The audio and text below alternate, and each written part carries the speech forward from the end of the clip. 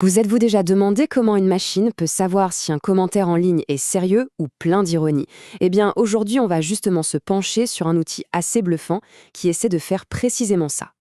Ok, commençons par la grande question, celle qui est au cœur de toute l'intelligence artificielle. Est-ce qu'une machine peut vraiment ressentir des choses? De la joie, de la tristesse? Ou est-ce que tout ça, ce n'est que de la pure simulation? Bon, pour l'instant, la réponse c'est non. Une machine n'a pas d'émotions propres.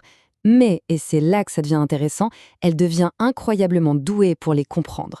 Elle peut décoder nos mots, un peu comme un détective qui analyse des indices pour comprendre ce qui s'est passé. Et ce domaine, ça porte un nom, c'est l'analyse de sentiments. L'idée, elle est toute simple, apprendre à une machine à lire un texte et à dire « Ah, ça c'est positif » ou « Attention, ça c'est négatif ». Sauf que, pendant longtemps, c'était beaucoup plus facile à dire qu'à faire, c'était un vrai casse-tête. Alors, l'ancienne méthode, celle qu'on voit à gauche, c'est ce qu'on appelle l'apprentissage supervisé. Et franchement, c'était un travail de titan. Imaginez un peu, il fallait nourrir le modèle avec des milliers et des milliers de textes, et pour chaque texte, un humain devait dire celui-là est positif, celui-là est négatif. Bref, ça prenait un temps fou et énormément de ressources. Du coup, face à ce travail énorme, la question qui a commencé à émerger était évidente. N'y aurait-il pas un moyen plus simple, une sorte de raccourci pour analyser les sentiments sans avoir à faire tout ce travail de préparation?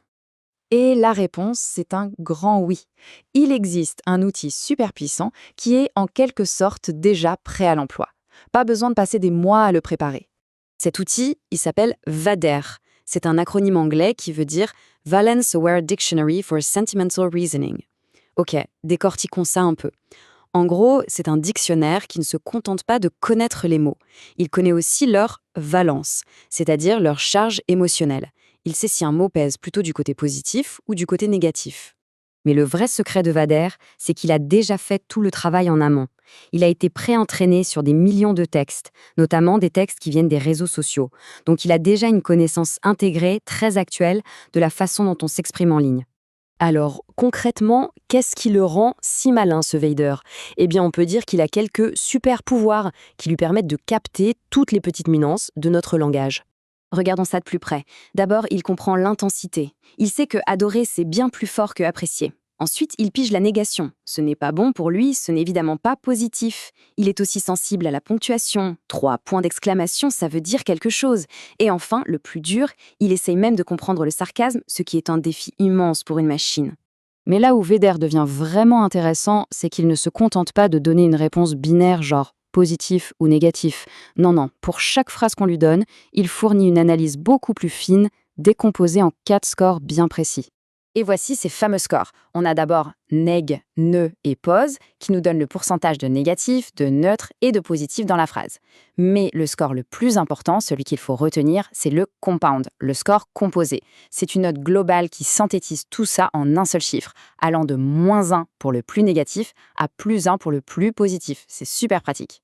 Bon, à cette théorie, passons à la pratique. Rien de tel que quelques exemples concrets pour voir ce que Vader a vraiment dans le ventre. Alors là, regardez bien ce tableau, c'est passionnant. Pour une phrase simple comme « c'était un bon film », on a un score compound positif, logique.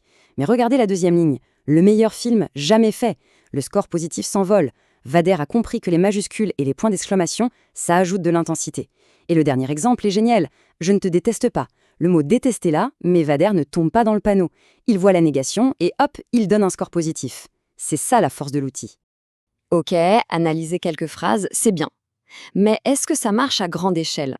Comment Vader se débrouille quand on lui envoie des milliers de vrais commentaires d'utilisateurs?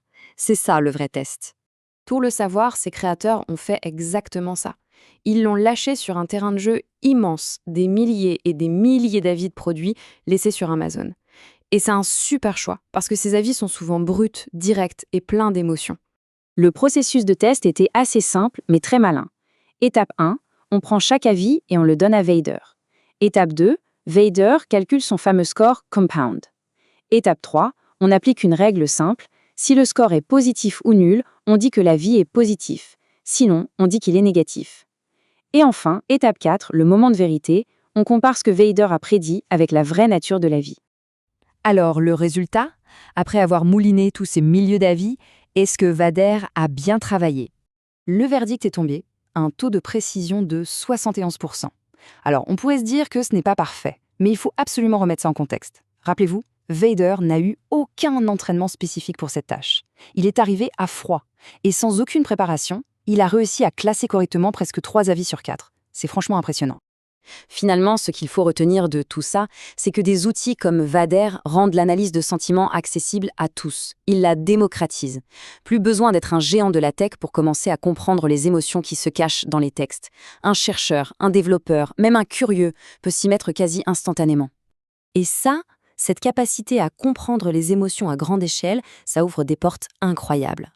Mais ça nous laisse aussi avec une question assez vertigineuse pour l'avenir. Si les machines deviennent si douées pour nous comprendre, comment est-ce que ça va changer notre façon de communiquer, d'interagir, de vivre ensemble?